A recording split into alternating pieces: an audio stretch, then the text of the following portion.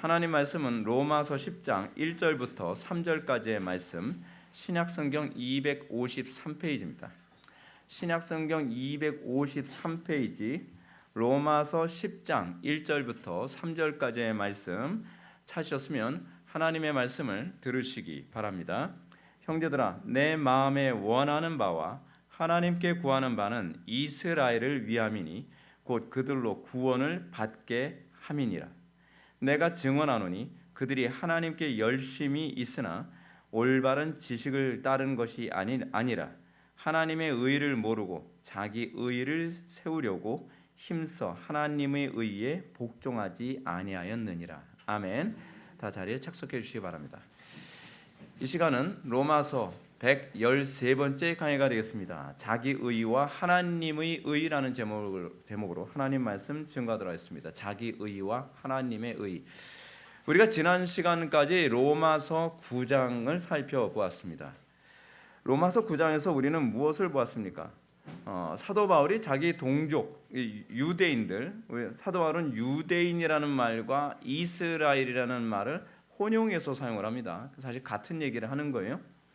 자기 동족 유대인들의 구원에 관해서 굉장히 안타까워하고 그것을 열망했습니다. 근데 사도 바울이 앞부분에서 연역법적으로 미리 결론을 내려서 얘기하죠. 그것이 뭐라고요? 그것이 유대인의 구원들이 아니다. 그죠? 그러니까 하나님께서 선택하는 것은 육신적 이스라엘을 구원하시기 위함이 아니요 영적 이스라엘을 구원하기 원합니다라고 하는 것을 사도 바울이 깨닫게 됩니다. 근데 문제는 하나님께서 틀림없이 이스라엘을 선택하셨다는 겁니다. 그리고 그들 가운데 메시아가 태어나도록 하셨습니다. 근데 그렇다고 해서 혈통적 이스라엘로 태어나면 무조건 구원받는 것이냐? 그렇지 않다는 거죠. 사도 바울은 하나님의 선택이 곧 구원을 의미한다고 생각했습니다. 근데 그렇지 않다는 걸 알았죠. 그거 여러분들 대부분 교회 안에서 갖게 되어지는 오류가 이거 아닙니까? 교회에 다니면 다 구원받는 줄 아는 거죠. 또 세례 받으면 다 구원받은 줄 아는 거죠. 또는 영접기도 했으면 다 구원받는 줄 아는 거죠. 근데 이런 사고방식이 천주교의 사고방식입니다. 천주교에서는 어떤 사람이 구원을 받아요? 영세 받으면. 우리 식으로 따지면 세례죠. 지금은 이제 용어가 바뀌어서 세례로 바꿨더라고요. 그것도 다 전략적인 겁니다. 종교 통합 때문에. 일부러 용어를 다 통합을 했어요. 우리하고 이 용어가 좀 달라지면 이질감을 느낄 수 있으니까 용어를 다 통합을 해서 이질감 느끼지 않도록 하기 위해서 영세라는 단어도 세례라는 방식으로 용어를 통합을 한 겁니다. 근데 로마 가톨릭에서는 어떻게 생각합니까? 세례를 받으면 당연히 구원받는 거라고 생각하죠. 바울도 처음에 그렇게 오해를 한 겁니다. 할례 받고 그리고 유대인이면 다 구원받는 것 아닌가. 근데 사도 바울이 그리스도를 알고 나서 보니까 그게 아니라는 것을 알게 된 겁니다. 저는 여기서 선택에 관한 얘기를 다시 좀 더 선명하게 좀 말씀드리고 싶습니다. 여러분, 하나님의 선택이 반드시 구원을 의미하지 않는다는 걸 여러분들 좀 염두에 두셨으면 좋겠습니다. 왜냐하면 하나님의 선택이 종류가 다양합니다. 하나님의 선택은 매우 다양한 방식으로 나타나는데 중생을 위해서 선택하는 경우도 있지만 하나님께서는 이 악한 날에 악한 일을 위해서 선택하는 경우도 있습니다. 그러니까 하나님의 선택이 꼭 구원을 위해서 누구를 선택하는 것만 있는 것이 아니라 하나님의 그 심판을 위해서 가론유다 같이 그렇게 선택되어지는 사람도 있습니다. 하나님은 복음을 들을 수 있는 기회자로서 선택하시기도 합니다. 예를 들어서 여러분들이 이슬람 국가에서 여러분 태어나지 않고 복음 들을 수 없는 지역에서 태어나지 않고 여러분들이 복음을 들을 수 있는 대한민국에서 태어났다는 것 또한 선택의 한 방식입니다. 그리고 대한민국뿐만 아니라 여러분들이 기독교 가정에서 태어났다면 그것도 선택의 방식입니다. 그리고 여러분들이 기독교 가정이 아니라 한다 할지라도 여러분들이 복음을 누구에게 들을 수 있게 되어졌다. 그것도 선택 중에 하나입니다. 그리고 복음을 정확하게 들을 수 있는 교회를 다니게 됐다. 그것도 여러분들이 결정한 것이 아니라 하나님의 선택입니다. 여러분들 이거 굉장히 두려워해야만 합니다. 왜냐하면 이 모든 것을 결정하시는 분이 하나님이에요. 내가 선택했다라고 생각했을 때 이미 하나님을 우습게 보게 됩니다. 여러분도 그렇게 생각하지 않나요? 교회를 선택할 때 내가 이 교회 선택했다. 아니요. 여러분들이 교회를 선택한 거 아닙니다. 우린 하나님의 주권을 이해한다면 하나님께서 여러분들을 우리 교회로 인도하신 겁니다. 그래서 어떤 사람이 이럽니다. 뭐 교회가 여기뿐인가? 뭐 이렇게 얘기하면서 다른 교회 가잖아요. 저는 별로 개의치하지 않습니다. 왜요? 하나님께서 선택하신 것을 그 사람이 하나님의 선택을 우습게 여긴 거거든요. 그 자체부터가 사실은 하나님 앞에서 굉장히 무례한 겁니다. 그래서 하나님께서는 여러분들이 복음을 들을 수 있는 기회로 계속 이렇게 좁혀 들어가는 거죠. 복음을 들을 수 있는 기회로 선택되어졌고 그 가운데서 올바른 복음을 들을 수 있는 기회로 또 좁혀 들어지고 또 더 소수가 되죠. 그 가운데서도 중생하도록 선택되어지는 사람이 최종적 소수의 선택입니다. 하나님의 선택이요 굉장히 디테일합니다. 이런 차원에서 구약의 이스라엘의 선택은 복음을 예표하기 위한 선택이지 구원을 위한 선택은 아니었습니다. 하나님은 수많은 민족들이 있죠. 그 당시 수많은 민족들이 있는데 그 중에서 팔레스타인 지역에서 이스라엘이라고 하는 조그만 한 민족을 선택하시고, 아니 뭐 더 정확히 얘기합시다. 아브라함 선택하시고 아브라함에서 또 이스라엘을 만드시고 그런 식으로 해서 이제 하나님께서는 아주 적은 민족을 선택하셔서 뭘 하신 거예요? 아주 중요한 것, 복음의 예표, 복음의 그림자로 선택하신 겁니다. 이렇게 해서 우리가 구약에 기록된 이스라엘의 구속사를 연구하면 예수 그리스도를 통해서 주어진 복음을 더 선명하게 이해할 수 있도록 하신 거죠. 유대인들의 선택은 그래서 구원을 위한 선택이 아니라 구원을 계시하고 또는 구원을 제시하도록 하기 위해서 선택된 겁니다. 물론 이런 목적으로 선택받은 히브리인들은 다른 민족들보다 복음을 더 먼저 접할 수 있다는 차원에서 특별한 복을 받은 것은 틀림없습니다. 비록 복음의 실체를 보게 된 것은 아니지만 복음의 그림자로 선택받은 그들은 그 가운데 희미한 복음을 통해서 어떤 사람 또 구원을 받기도 합니다. 네. 자, 다시 하던 얘기 돌아갑시다. 우리가 지난 시간에 살펴봤던 9장을 통해서 바울은 이스라엘의 구원에 대한 하나님의 섭리를 설명했습니다. 하나님의 구원의 섭리의 핵심은 무엇입니까? 하나님의 선택과 구원은 아브라함의 혈통으로 주어지는 것이 아니라는 겁니다.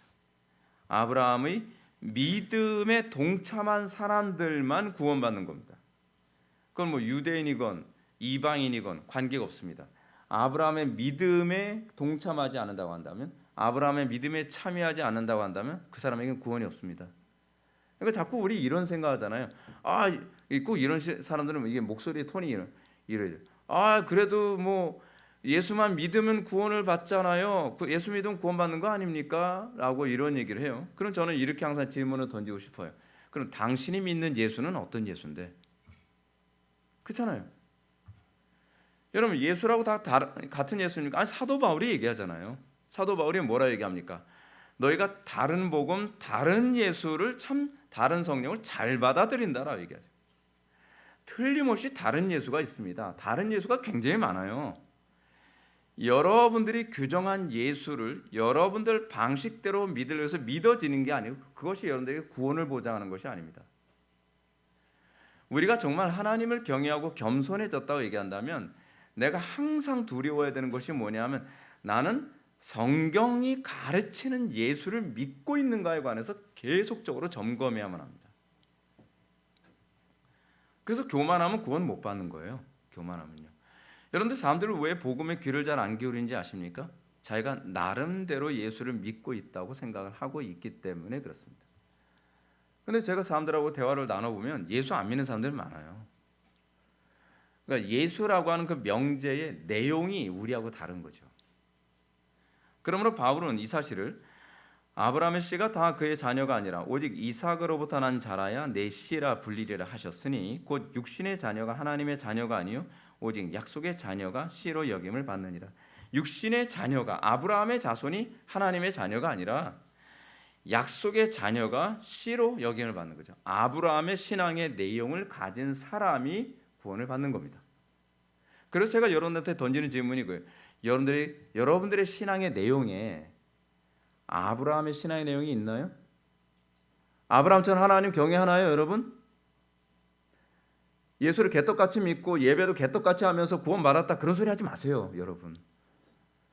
이게 간단한 문제 아닙니다. 제가 여러분들의 정말 구원에 대해서 안타까워서 하는 얘기인데, 다른 교회에서 정말 잘못 배우신 분들이 그냥 아무렇게나 예수 믿고 예배를 막 불경건하게 해도 천당 간다고 하는 이상한 확신을 가지고 살아가는데 성경적 근거가 전혀 없다니까요.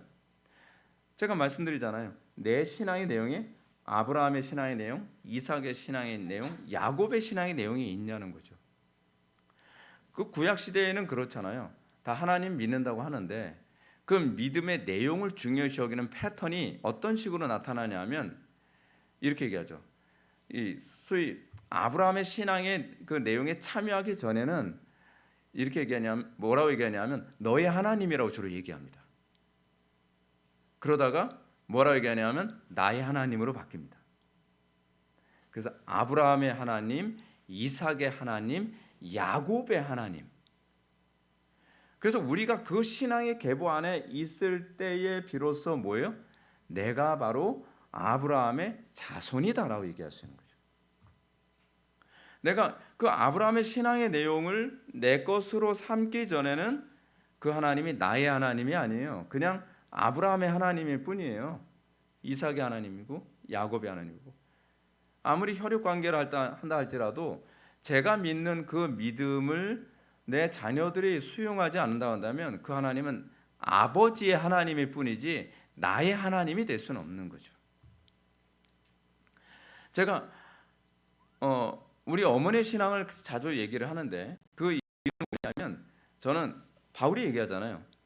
바울이 디모데를 얘기하면서 디모데 신앙이 어땠다고요? 내 외조모 로이스의 신앙을 네가 그대로 물려받았다. 신앙은 물려받는 겁니다. 신앙은 아브라함의 때서부터 계속 전수되어지고 물려받아서 내 신앙의 내용과 내 신앙의 양태와 내 신앙의 열매가 아브라함의 하나님이 나의 하나님과 오버랩되느냐, 이삭의 하나님이 내가 믿고 있는 하나님과 오버랩되느냐, 그리고 야곱의 하나님이 내가 믿는 하나님과 오버랩되느냐를 통해서 우리가 하나님의 자녀라고 고백하죠. 그 오버랩이 뭐로 나타나죠? 오버랩? 교통이죠. 이게 서로가 오버랩되면 성도가 서로 교통을 하죠. 신앙의 교통이 일어나죠. 신앙생활에 있어 뭐예요? 기쁨과 감격과 흥분됨이 있죠. 그것이 없으면 신앙이 아니다 라고 하는 걸 아예 신앙 고백서에다가 심어놨잖아요. 뭐라고요? 성도가 서로 교통하심을 믿사오며라고. 자, 하여간 바울이 이렇게 참된 아브라함의 자손은 혈통적이지 않고 약속의 씨, 즉 신앙의 내용을 통해서 아브라함의 자손이냐가 결정되어진다고 얘기한 다음에 바울은 아브라함의 기업에 참여함이 혈통에 있지 않고 하나님의 긍휼과 자비의 선택에 있음을 말합니다. 그러면서 이렇게 얘기하죠. 그 자식들이 아직 나지도 아니하고 무슨 선이나 악을 행하지 아니한 때에 택하심을 따라 되는 하나님의 뜻이 행위로 말미암지 않고 오직 부르시는 이로 말미암아 서게 하려 하사 리브가에게 이르시되 큰 자가 어린 자를 섬기려 하셨나니 기록된 바 내가 야곱은 사랑하고 에서는 미워하였다 하심과 같으니라고 가르칩니다. 저는 로마서 9장을 지금 총정리하고 있는 겁니다. 로마서 9장 총정리하고 그리고 오늘 본문 1, 2, 3절을 여러분들한테 설명하는 이 과정을 밟고 있습니다. 왜냐하면 로마서 9장 전체를 염두에 두고 그 다음에 오늘 본문 로마서 10장 1, 2, 3절을 가야 이게 제대로 컨택이 돼요. 이해가 되어집니다. 이 말씀이 의미하는 바는 야곱의 선택과 에서의 유기가 율법을 지키느냐의 여부에 있지 않다는 겁니다. 얼마나 주일 성수 잘했냐? 여러분 그거 가지고 구원받지 않습니다. 얼마나 기도 많이 했냐? 얼마나 헌금 많이 했냐? 얼마나 교회 봉사 많이 했냐? 그거로 여러분들의 구원이 결정되지 않는다는 거예요. 그거 아무런 효과 없습니다, 여러분. 쓸데없는데 여러분들 돈 낭비, 시간 낭비, 에너지 낭비하지 마시라는 얘기예요. 이 구원은요, 율법을 지키는 여부에 있지 않고 믿음에 있습니다. 믿음이. 그 사도 바울이 계속 얘기하잖아요. 너희가 그 믿음 안에 있는가 점검하여 보라. 내가 믿음 안에 있는가 점검하여 보라. 근데 우리는 믿음을 점검하지 않고 자꾸 율법을 점검하죠. 본래 율법에 의하면 에서는 장자로서 태어났기 때문에 당연히 기업을 얻어야 마땅하죠. 그게 율법이 규정한 그 기업을 얻는 방식입니다. 그러나 히브리서 기자의 지적처럼 에서는 한 그릇 음식을 위하여 장자의 명분을 팔았습니다. 그래서 망령된 자로 규정되어집니다. 율법에서 얘기하는 장자의 직분은 굉장히 소중히 여기는데 장자의 명분을 가볍게 여기는 거죠. 여러분 이게 굉장히 심각한 문제입니다. 에서는 장자의 명분을 팥죽 한 그릇으로 양도했습니다. 그가 하나님의 구원과 아무 상관없는 사람이라는 사실을 이거로 입증한 거죠. 여러분 어떤가요? 여러분들 신앙의 자존심이라는 게 있잖아요. 여러분들 신앙의 이 본질을 뭐 일당으로 여러분 양도하지 않습니까? 친구들의 우정해서 뭐 사람 하나 잃어버릴까봐 여러분 내 신앙 고백을 양도해 버리지 않습니까? 거기서 이미 내가 망령된 자, 에서의 망령된 자에 내가 참여하고 있는 것이 아닌가라고 질문을 던져야 되는 거죠. 여기서 이 망령된 자라고 하는 헬라어 베벨로스라고 하는 이 단어인데 이 현세적인 것을 위해서 진리를 무가치한 것을 여기는 상태를 말합니다. 현세적인 것 때문에 여러분들 삶의 편리, 여러분들 육신의 요구, 여러분들 육신의 만족을 위해서 성경이 뭐라고 가르쳤는지 틀림없이 알고 성경이 뭐라고 가르치고 있는지 그 부분에 대해서 배우고 확신한 일에 거하지 않고 어떻게 해요? 그냥 망령되이 현세적인 것을 위해서 항상 진리를 무시하는 게 몸에 배어버린 거예요. 이 세상의 것을 손해보지 않기 위해서는 굉장히 예민한데 진리를 손해보느냐에 대해서는 항상 둔감하죠. 관심 별로 없어요. 나에게 특별한 문제가 생기지 않으면 그러잖아요. 뭐 말씀대로 안 살아도 별 문제 없는데 뭐 목사님이 가르친 대로 안 살아도 뭐 별로 뭐 어려움 없는데 어려움이 있어야 지키겠습니까? 어려움이 있어야 지키는 거야말로 율법적인 거고요. 진리의 가치를 알기 때문에 진리를 손해보지 않으려고 사는 것이 이것이 진짜 믿음이죠. 그 결과 에서에게 나타난 하나님의 심판이 뭐였습니까? 그 후에 축복을 이어받으려고 눈물을 흘리며 간구하되 버림받아 회개할 기회를 얻지 못하였느니라 라고 얘기하고 있죠. 비록 아브라함의 자손이고 장자라는 외적인 자격 조건 다 갖췄어요. 율법적인 조건은 다 갖췄죠. 그런데 하나님의 언약을 경솔하고 가치 없게 여긴 사람들은 결코 하나님의 선택받은 사람들의 반응이 아니라는 겁니다. 내가 하나님의 언약을 생명처럼 여긴다고 한다면 내가 사람을 잃더라도 하나님은 잃지 않겠다. 내가 돈을 잃더라도 하나님은 잃지 않겠다. 내가 명예를 잃더라도 내가 하나님을 잃지 않겠다. 그건 믿음이 있어야만 나올 수 있는 거라는 거죠. 오늘날 교회 출석하는 많은 사람들 가운데 이런 에서와 같이 망령된 사람들이 많습니다. 겉으로는 어때요? 교회 직분도 있죠. 교회에서 뭐 집사다, 장로다, 안수 집사다, 권사다 직분은 있죠. 또 목사다 이런 직분은 있죠. 직분은 있는데 뭐예요? 어떤 힘든 상황이 닥치면 그 힘든 상황에 내가 기독교인이고 내가 장로고 내가 권사고 안수 집사고 목사라고 하는 이런 이 신앙인으로서의 프라이드를 쉽게 쓰레기통에다 버려버리죠. 마치 내가 지금 배고파 죽겠는데 내가 이 장로의 직분이 무슨 소용이 있어? 이게 똑같은 거. 이게 에서가 한 짓이 그겁니다. 바울의 표현처럼 율법적으로는 흠이 없지만 그 마음 중심에는 야곱처럼 눈에 보이지 않는 진리를 조금도 손해 보려 하지 않는 태도를 가진 사람들을 과연 우리는 얼마나 찾아볼 수 있겠습니까? 그렇지 않습니까? 이와 아울러 바울은 하나님의 선택받지 못한 또 다른 전형을 설명하기 위해서 애굽의 파라오 즉 바로를 예로 듭니다. 바로는 하나님의 명령 앞에서 어떤 태도를 견지했죠? 여러분 이게 단순히 바로가 아닙니다. 우리 안에 있는 바로적 이 성향을 잘 설명해주고 있습니다. 바로가 모세를 통해서 하나님의 명령을 들었을 때 어떻게 반응했죠? 여러 번 책망을 듣고 경고를 받았는데 점점 강팍해지죠. 근데 흥미롭게도 이 모습이 파라오의 모습만이 아니라 광야에서의 이스라엘의 모습이었다는 거예요. 이게 모세의 명령에 대해서 계속적으로 불순종합니다. 계속적으로 불순종합니다. 여러분, 오늘 교회 안에서도 그렇잖아요. 목사가 계속적으로 여러분들한테 이렇게 하면 안 됩니다. 이렇게 하면 안 됩니다. 근데 또 잔소리. 또 잔소리.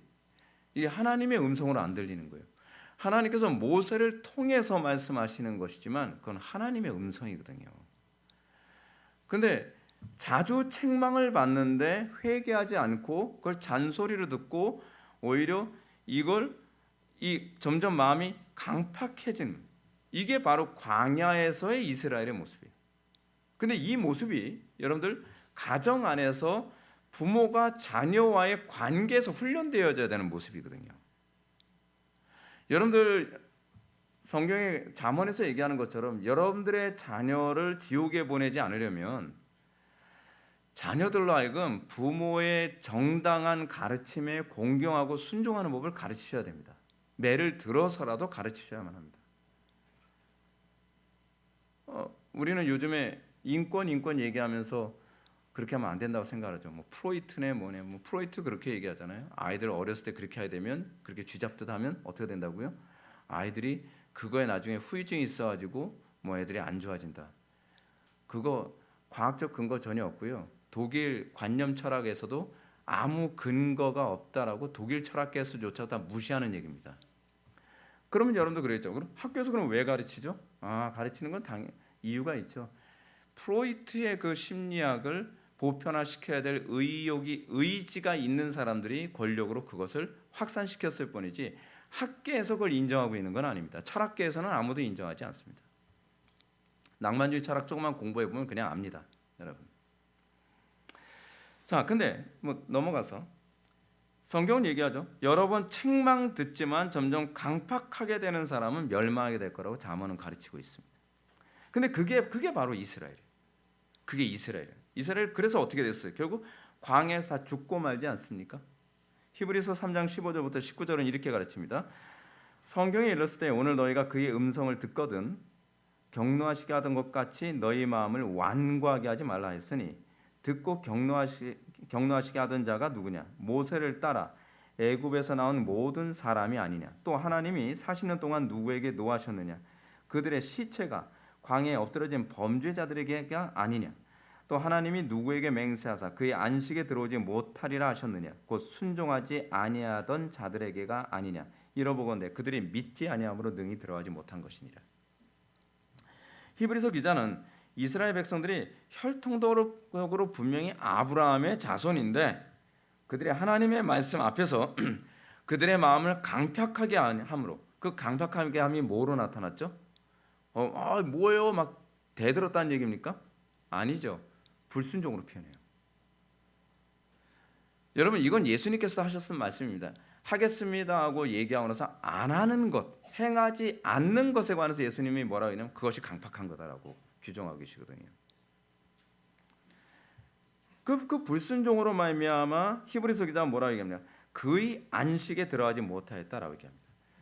가나안 땅에 들어가지 못하였다라는 말을 그의 안식에 들어가지 못하였느니라라고 이렇게 규정함으로써 하나님의 말씀에 불순종하는 자들이 영원한 안식에 들어가지 못함을 이해할 수 있도록 이렇게 표현을 바꿔서 사용한 겁니다. 그래서 히브리서 기자는 혈통적 이스라엘의 영원한 안식에 들어가는 것이 아니라 믿어 순종하는 사람이 그 안식에 들어간다는 사실을 정확하게 지적하고 있습니다. 두려운 사실은 이 모습이 바로 애굽의 파라오에게 내려진 그 심판과 그대로 일치하고 있다는 겁니다. 왜냐하면 이스라엘 백성들은 모세를 통해서 하나님의 음성을 듣고 마음을 완악함을 보였죠. 그 완악함이 어떤 식으로든 순종하지 아니함으로 나온 겁니다. 그것이 강팍한 겁니다. 순종하지 않는 것 또는 순종하고 싶어하지 않는 것이 강팍한 것이에요. 말대꾸하는 것이 강팍한 것이 아니라 오히려요, 말 안 하고 고집센 사람도 많은 거 알고 계십니까? 그 고집 황소 고집입니다. 그러니까 어떤 말을 했냐가 아니라 순종했냐 안 했느냐가 순종이냐 아니냐, 강팍함이냐 아니냐, 이거가 연결되어지는 겁니다. 그래서 히브리서 기자는 다시 믿지 아니함이라고 가르치고 있죠. 말씀은 순종이 구원의 수단이 아닙니다. 이 말씀이 얘기하는 바는 순종이 구원의 수단이라고 얘기하는 게 아니죠. 구원받은 자의 열매가 순종이라고 얘기하는 겁니다. 근데 여러분, 구원받았다고 한다면 순종하고자 하는 열정이 당연히 있어야 되고요. 그리고 그 순종이 열매로 나와야만 합니다. 그러므로 믿음이 들어간 사람은 예수님의 가르침처럼 착하고 좋은 마음으로 말씀을 듣고 지키고 인내로 결실하는 자라고 얘기하죠.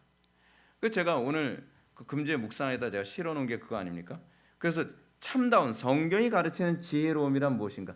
세상적인 지혜하고 다르죠. 세상적인 지혜는 뭡니까? 약삭빠르게 요리조리 피해 다니고 손해 안 보고 성공하고 출세하고 뭐 위기 안 빠지는 것 세상적인 지혜라고 얘기하지 않습니까? 근데 성경이 가르치는 지혜는 뭐냐면 겸손하고 진중하게 듣는 태도가 지혜의 첫 번째 조건입니다. 꼭 어리석은 사람들이 잘난 체 많이 하죠. 어리석은 사람들이 배우려고 들지 않습니다. 남에게 배우려고 드는 것이 자존심 상하는 거라고 생각합니다. 그게 어리석어 그렇습니다. 정말 지혜로운 사람은요, 그가 나보다 학벌도 떨어지고 그가 나보다 뭐 외모도 추하고 그가 나보다 나이가 적다 한다 할지라도 배울 것이 있으면 배우는 것이 지혜로운 겁니다. 배울 줄 아는 게 지혜로운 거예요. 그래서 진중하게 듣죠. 제가 지혜롭다고 하는 사람들하고 만나서 대화해 보면 어떠냐면 그렇습니다. 제가 뭐라고 얘기하면 자기하고 맞지 않는데도 불구하고 굉장히 신중하게 듣습니다. 그래서 제가 그 모습 보면서 감탄해요. 아, 저 사람 정말 똑똑한 사람이구나. 저 사람 정말 지혜로운 사람이구나. 근데 어리석은 사람들의 특징이 뭐냐면 쥐뿔도 모르는데 뭘 얘기하면 들으려 하지 않아요. 다 아는 것처럼. 왜냐하면 내가 아는 것처럼 얘기하지 않으면 내가 무식하다라고 평가받을까 봐 두려운 겁니다. 근데 그거는 사실은 진짜 모르는 사람들의 특징입니다. 어리석은 사람들의 특징이죠. 두 번째로 지혜는 삶에 적용하기 위해 온 말씀을 묵상하고 지혜를 짜내는 것으로 나타납니다. 여러분, 지혜로운 사람은요, 정보 수집으로 끝나지 않습니다. 살기 위해서 끊임없이 지혜를 추구하는 거거든요. 그래서 날마다 그의 삶에 변화가 있고 도전이 있는 거죠. 우리 작은 아버지를 이번 주에 만났었는데, 지난주죠. 작은 아버지가 인천에 오셔서 울산에 사시는데요. 작은 아버지가 지금 연세가 한 76세 되십니다. 76세 되시는데 어떻게 지내십니까? 라고 제가 여쭤보니까 그분이 이제 고려대 나오신 분이거든요. 그럼 굉장히 머리가 좋으신 분이죠. 근데 그 고려대 나오셨다고 하는 이 분이 지금도 계속 배우고 있대요. 지금도. 뭘 배우고 계시는데요. 그럼 하시는 말씀이 자기가 방통대학교를 원서 접수해가지고 요즘 공부하고 있고, 그리고 또 한동안 중국어를 공부하고 계신다는 거예요. 중국어 엄청 열심히 공부하고 계세요. 중국어도 열심히 공부하고 계시고, 그리고 뭐 그 악기도 열심히, 기타도 열심히 하시다가 손가락이 굳어서 힘드시더래요. 그래서 이제 다른 거로 배우는 걸 바꿨는데 이 뭐죠? 리코더를 좀 이거죠. 리코더도 좀 배우시면서 새로운 프로그램 같은 거 막 이제 하는 거 해가지고서 리코더하고 영상하고 이렇게 맞춰가지고서 또 뮤직비디오도 또 만들어서 또 막 보내주시고 막 그래요. 그 연세 80 다 돼가시는 분이. 그러면서 그분이 또 뭘 배우다가 그만두셨다고 하냐면 외발 자전거 있잖아요. 바퀴 하나만 달린 거. 그거 연습하시려고 굉장히 애를 쓰다가 누가 가르쳐주는 사람이 없어가지고 하다가 나중에 그냥 바자회에 내다 팔았다고 그러시더라고요. 이 지혜로운 사람의 특징은 뭐냐면 계속 배우려 듭니다. 배우는데 게으르지가 않습니다. 제가 뭐라고 어떤 부분을 말씀드리면 굉장히 귀담아 듣습니다. 근데 그 배우는 것이 어디까지 가야 배우는 겁니까? 내 것을 만드는 것이 진짜 배우는 거죠. 그래서 지혜로운 사람의 세 번째 특징이 뭡니까? 묵상하고 깨닫고 확신하면 배우고 확신한 일에 거하는 일을 인내를 가지고서 그 배우고 확신한 일에 거하는 데 힘쓰는 겁니다. 그것이 지혜로운 사람입니다. 그것이 지혜로운 사람. 그러므로 구원받은 사람들에겐 당연히 이 조건이 나타나 있죠. 이 조건이 안 나타나는데 어떻게 구원을 받았다라고 그렇게 쉽게 얘기하냔 말이에요.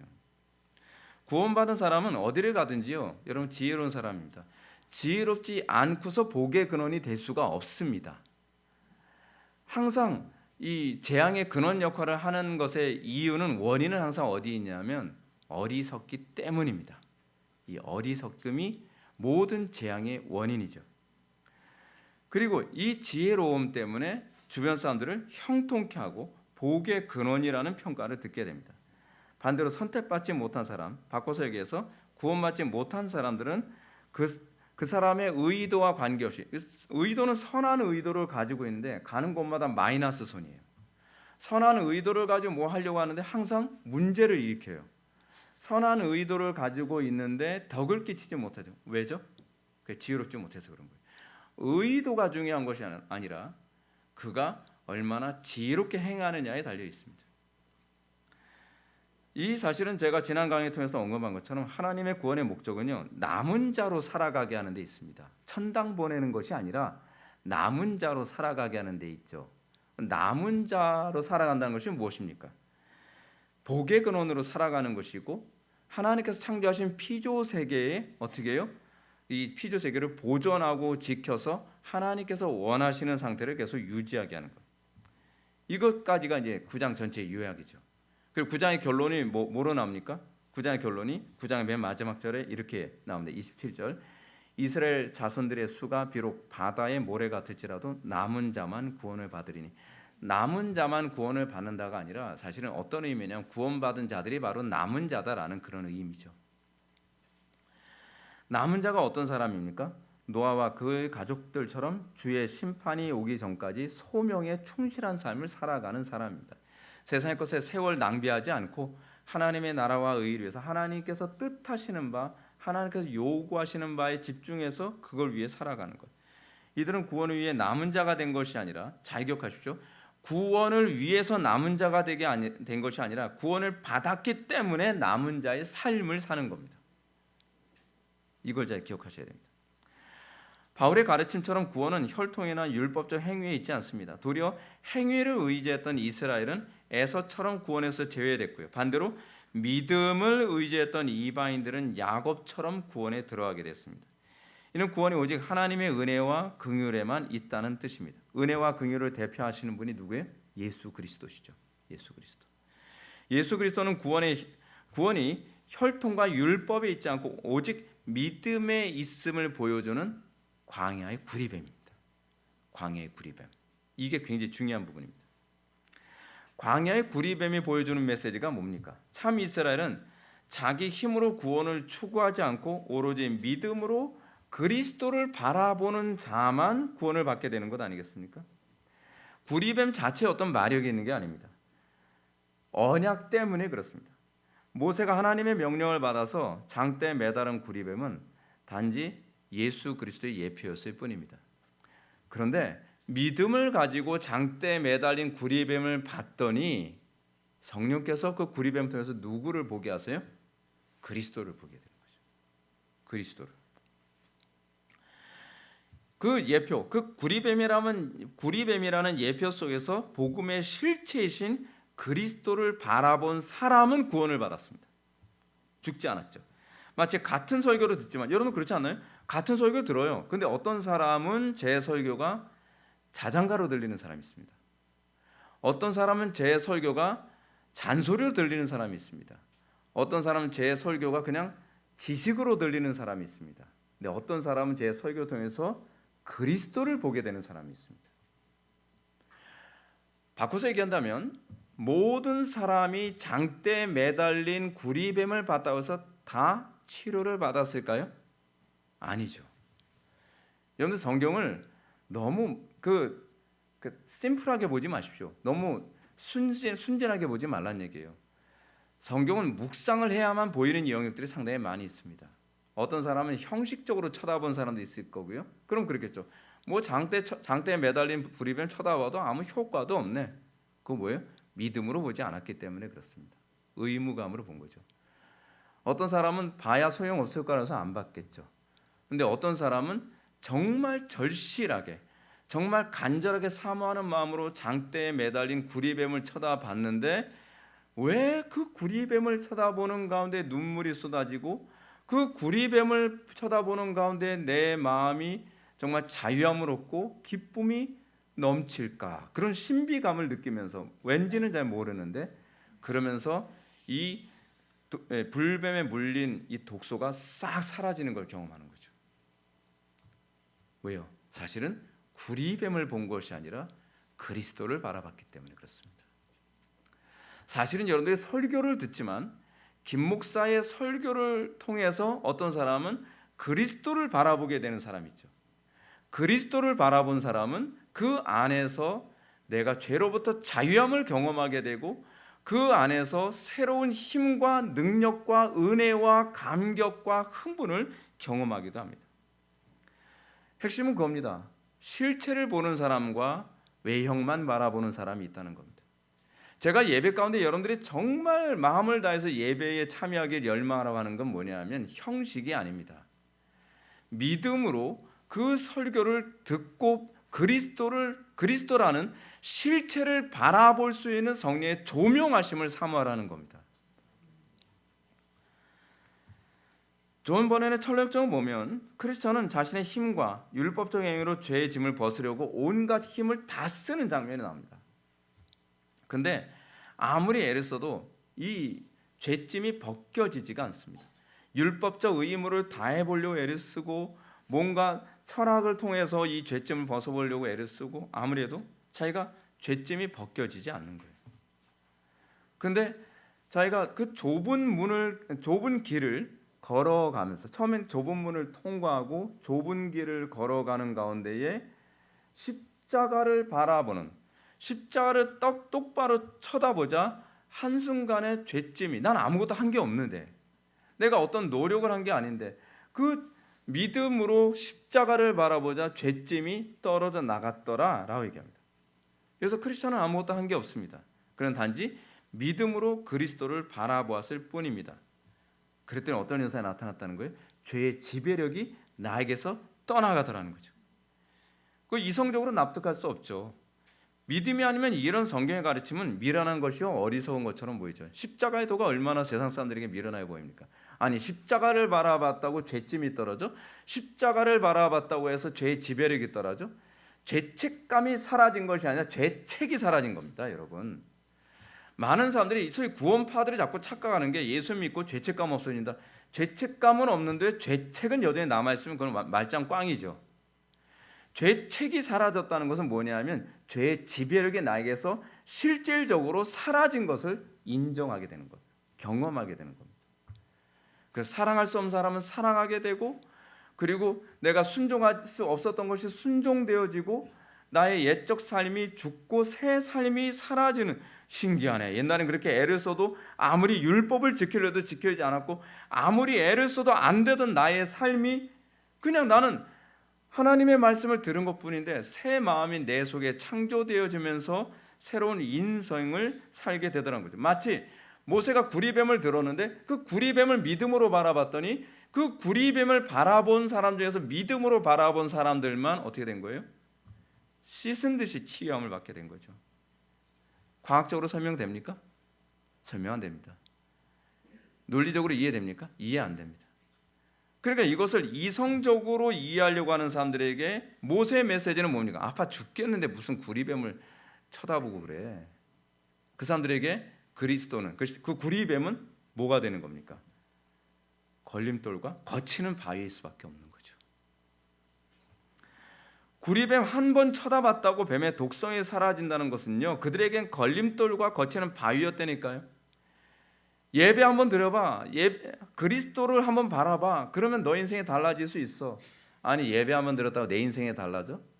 내가 뭘 해도 아무것도 해도 안 됐는데 그 사람에게 있어서는 그것이 거침돌과 걸리는 바위일 수 있는 거죠. 근데 우리가 전도해서 예배에 참여하게 해야 되는 이유가 뭐냐면 사람들이 그런 가운데서, 왜냐하면 그들이 예배당에 오기 싫어하는 건 사실은요 뱀독에 물려 있기 때문에 그렇습니다.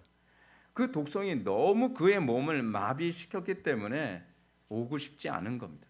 그 때로는 우리가 강권해서라도 복음을 듣게 하는 가운데에 그가 그 복음 안에서 한순간에 주님께서 원하시면 그 뱀의 독으로부터, 뱀의 저주로부터, 죄의 저주로부터 해방되어지는 것을 하나님께 줄 수 있다고 믿는 겁니다.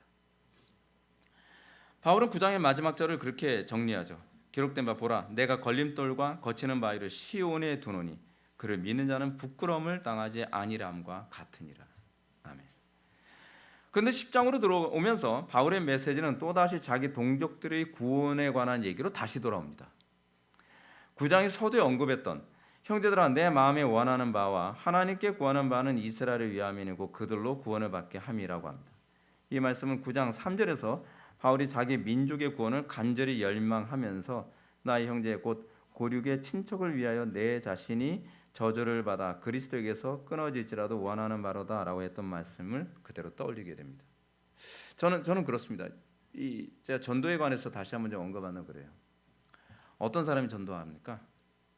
구리뱀을 쳐다보고 그 뱀의 독이 완전히 해독되어진 것을 경험한 사람, 그 사람이 전도하고 싶지 않겠습니까? 내 형제, 내 자매, 내 부모, 일가 친척들 다들 뱀독에 물려서 끙끙 앓고 퉁퉁 붓고 중내산의 고열에 시달리고 있는데 내가 그냥 믿음으로 뭐 다른 거 기대할 게 없으니까요. 그냥 그 모세가 장대에 매달은 그 구리뱀을 쳐다봤더니 깨끗이 씻김을 받고 나면 그 신비를 경험했다고 한다면 내가 죄에서 자유함을 경험을 했고 죄의 그 독이 내 영혼 전체에 퍼져 있었는데 내가 그리스도의 십자가를 바라봄으로 내 영혼 속에 구석구석에 뻗어 있었던 죄의 독소가 한순간에 사라지는 것을 경험했다고 한다면 전도를 안 할 수가 있나요?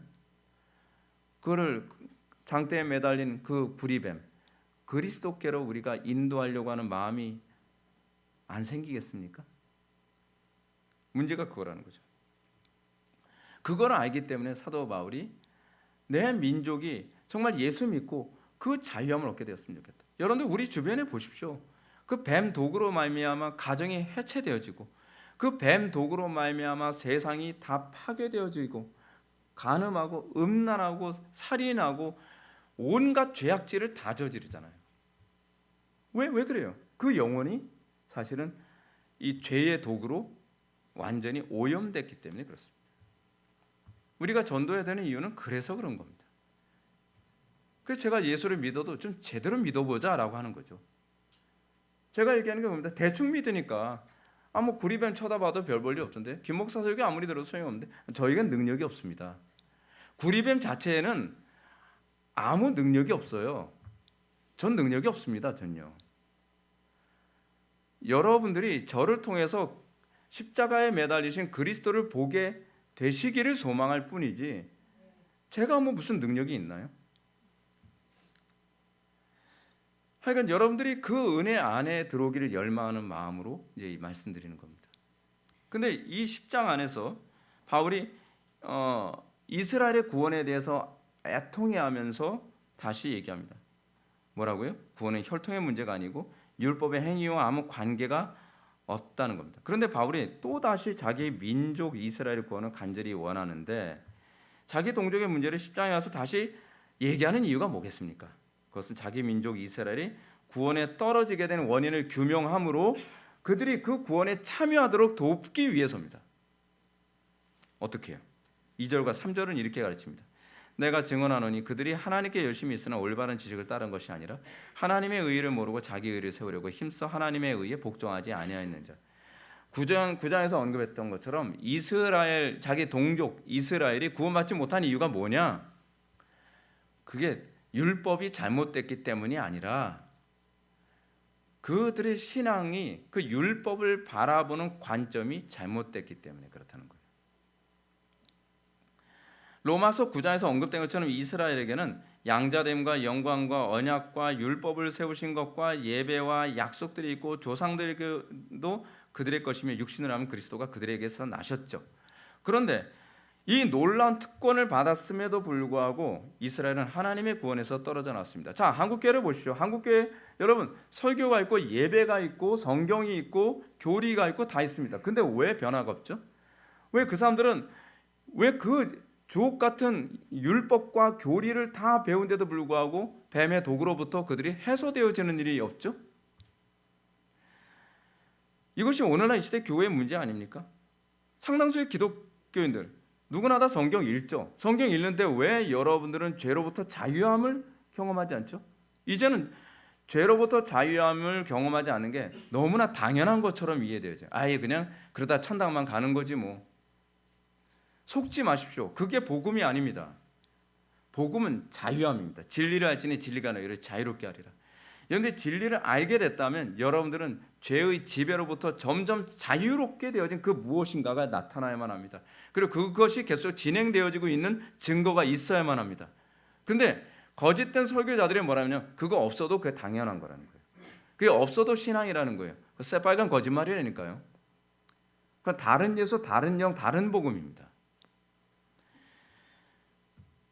문제는 그런 거죠. 어느 교회를 가나 정통교리 있죠. 그리고 예배와 약속이 있죠. 수많은 사람들이 지옥에 떨어지지 않을 거라는 그 약속 붙들고 있지 않습니까? 근데 왜 그들에겐 자유함이 없죠? 무엇이 문제입니까? 바울이 여기서 이렇게 얘기하죠. 하나님께 열심히 있는데 올바른 지식을 따르는 것이 아니라는 게 문제라는 겁니다. 한국교회 교회인데 얼마나 대단합니까? 열심으로 따지면 전 세계 랭킹 1위입니다. 탑이에요, 탑. 근데 제가 누누이 말씀드리잖아요. 문제는 열심이 아니라고요. 열심이 없는 건 그냥 아예 신앙도 아니고요. 근데 문제는 그 열심의 방향성이 중요하다는 거예요. 사람들이 자꾸 이런 얘기합니다. 아, 목사님 제가요 그래도 성경을 제가 100독을 넘게 했고요. 제가 모태신앙이고요. 제가 봉사를 얼마나 많이 하고 제가 다른 교회 있을 때 직분이 안수집사고 장로고 그래서요? 그래서 뭘 어쨌다는 거죠? 성경이 그거하고 우리의 신앙하고 무슨 관계가 있다고 얘기하죠? 아, 제가 얼마나 열심히 다는데. 아니, 로마서를 보십시오. 하나님께 열심히 있는데 그 열심이 방향성이 잘못되면, 지식을 따르는 것이 아니면 그건 아무것도 아니라는 거죠. 그거 자기 열심입니다. 자기 열심의 본질이 뭐죠? 우상숭배입니다. 우상숭배. 문제는 제2계명이 거기에 해당되는 겁니다. 많은 사람들이 열심인데 그 열심이 우상숭배라는 걸 잘 모른다니까요. 제2계명이 뭡니까? 너를 위하여 새긴 우상을 만들지 말고, 또 위로 하늘에 있는 것이나 아래로 땅에 있는 것이나 땅 아래는 물속에 있는 것은 어떤 형상도 만들지 말며 그것들에게 절하지 말며 그것들 섬기지 말라. 그 여러분들 맨날 우리 매주마다 해서 이제 달달달 다 외우잖아요. 바울이 지적하는 이 이스라엘의 문제는 출애굽기 32장에 나오는 황금 송아지 사건의 재현이라는 게 문제라는 겁니다. 황금 송아지 사건은 끝나지 않았습니다. 그들은 여전히 하나님께 열심히 있는데 그 열심의 방향성, 열심의 근본 본질이 잘못됐다고 얘기하는 겁니다.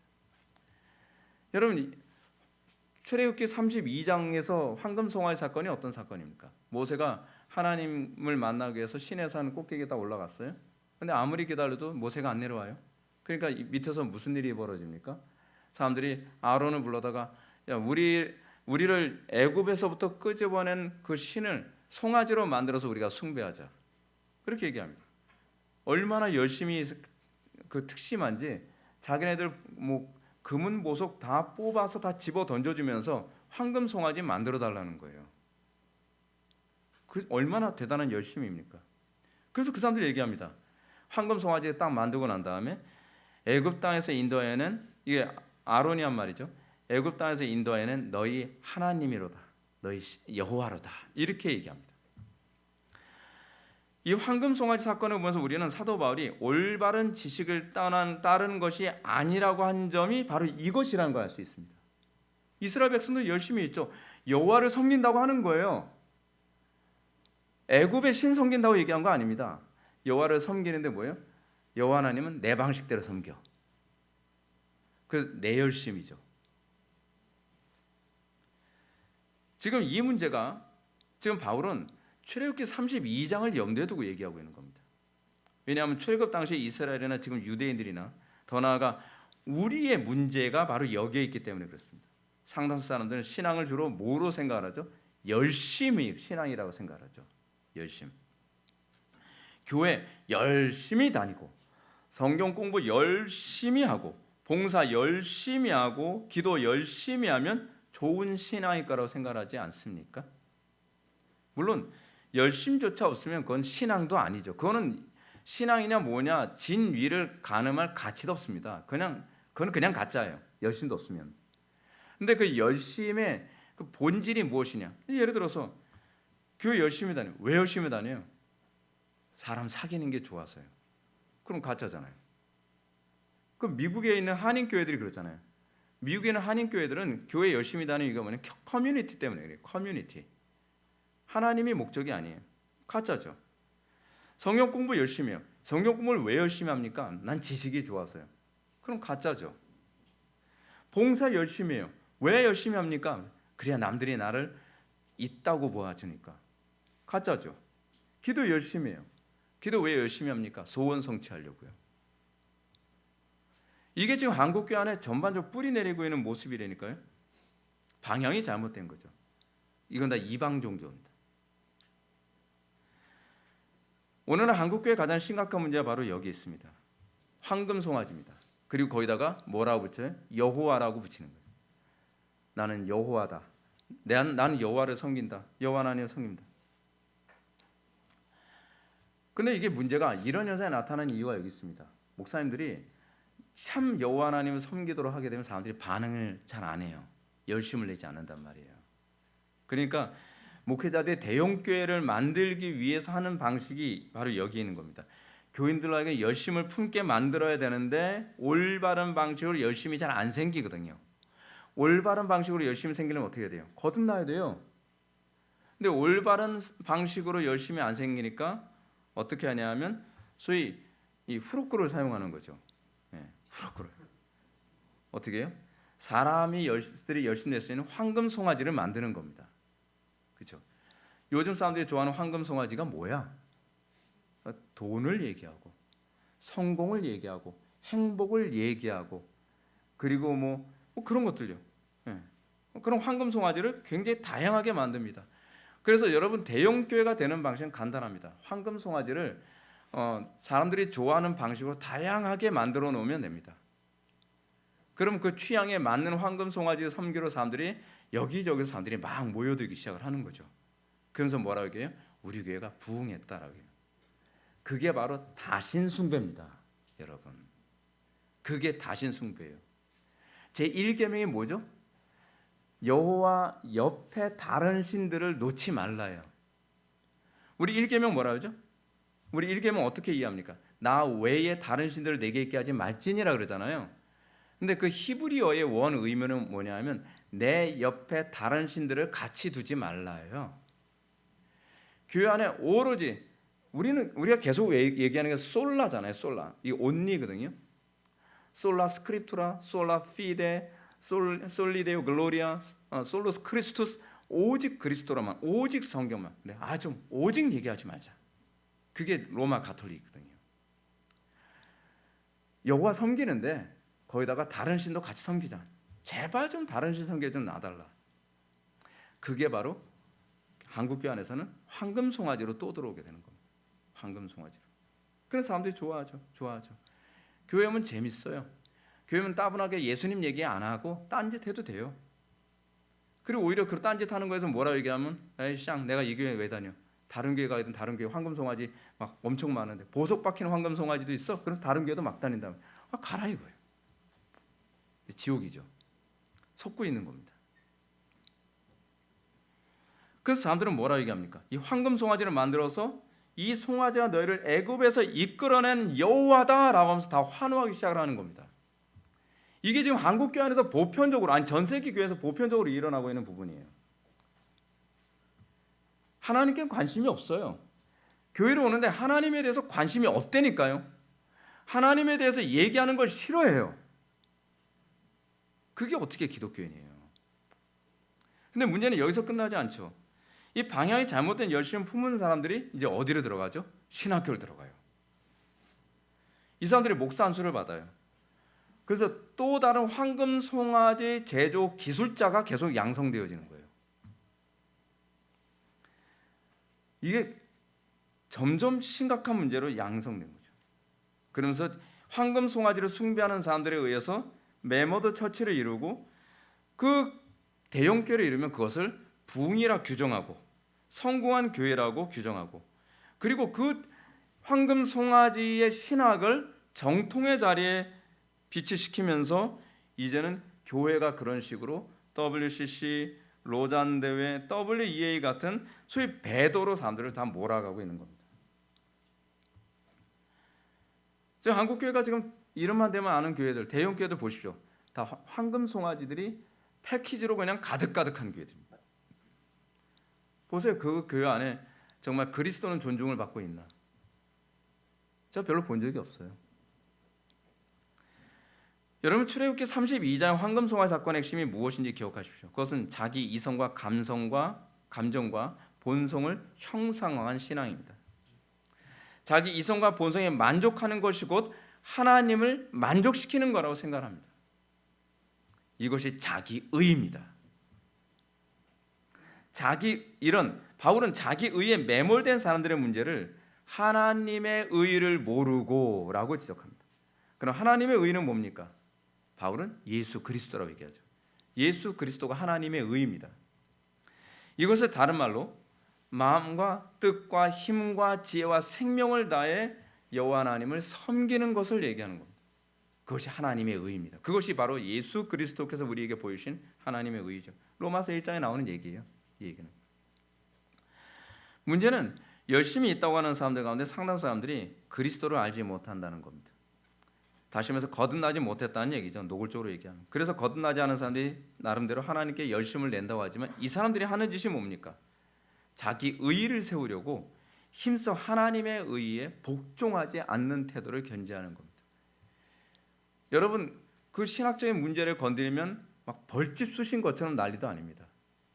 자기 의의 세우려고 하나님의 의의, 즉 그리스도를 계속적으로 공격하는 겁니다. 계속적으로 공격해요. 그 마지막 때 교회를 박해하는 건 교회입니다. 황금 송아지들이 공격하게 될 거예요. 나름대로 열심히 봉사하고 헌신하고 충성한다 하지만 그 모든 것은 자신이 영광받기 위한 것이고, 하나님의 의를 아는 사람은 바울의 가르침처럼 먹든지 마시든지 무엇을 하든지 하나님의 영광을 드러내는 데 초점을 맞출 겁니다. 지난번 강의에서도 언급했던 것처럼 자기가 만족하는 의를 이루는 것이 아니라 하나님께서 만족하시는 의, 형제가 만족하시는 의를 이루는 것이 바로 하나님의 의를 아는 자들의 열심입니다. 그런데 우리는 내가 만족하니까 하나님께서 기뻐하시겠죠. 내가 흥분하니까 하나님께서 흥분하시겠죠. 우리가 찬양하면서 이렇게 널뛰듯이 뛰니까 하나님께서도 지금 천국에서 뛰고 계시겠죠. 그래서 오늘날 나오는 그리스도에 대한 그림은 다 자기 얼굴을 투영한 그리스도. 그 우상입니다. 다 우상입니다. 사랑하는 성도 여러분, 우리가 하나님께 열심을 품는다고 해서 다 신앙이 아님을 알아야만 합니다. 오히려 잘못된 열심이 더 위험합니다. 우리가 하나님께 열심을 품고 있다 하더라도 그 열심은 반드시 점검되어져야만 합니다. 하나님께 열심을 품더라도 그 이전에 나는 과연 하나님을 마음과 뜻과 힘과 지혜와 생명을 다해서 내가 사랑하고 있는가? 그렇지 않으면, 여러분들 그렇게 안 하고 있다면 여러분들은 자기 의의를 세우려고 힘써 하나님의 의의에 복종하지 않는, 다시 해서 그리스도께 저항하는 그런 사람으로 드러나게 될 거라는 사실입니다. 여기서 시기와 다툼과 분쟁이 나옵니다. 이것이 오늘날 한국교회 안에서 일어나는 병폐죠. 모쪼록 여러분들 마음속에 믿음으로 이르게 하는 하나님의 의의가 가득하여 나의 의의가 아니라 하나님의 의, 즉 하나님의 영광을 나타내는 저와 여러분들 되기를 주님의 이름으로 축원합니다. 기도하시겠습니다. 사랑이 많으신 하나님 아버지, 우리가 오늘 이 시간 사도 바울이 가르치는 하나님의 의의를 다시 한번 묵상하면서 우리는 과연 하나님께 열심이 있는데 그 열심이 과연 하나님의 의의를 이루기 위한 열심인지, 아니면 나의 의, 나의 영광, 나의 행복과 나의 만족을 위한 열심인지 다시 한번 뒤돌아보게 됩니다. 우리 속에는 황금 송아지를 깨뜨려 주옵소서. 이 대한민국 교회에 너무나 만연하고 있는 황금 송아지들을 주님 깨뜨려 주사 한국교회가 다시 각성하고 하나님께서 기뻐하시는 하나님의 의를 이루는 교회들이 되게 하여 주옵소서. 예수님의 거룩하신 이름으로 기도하옵나이다.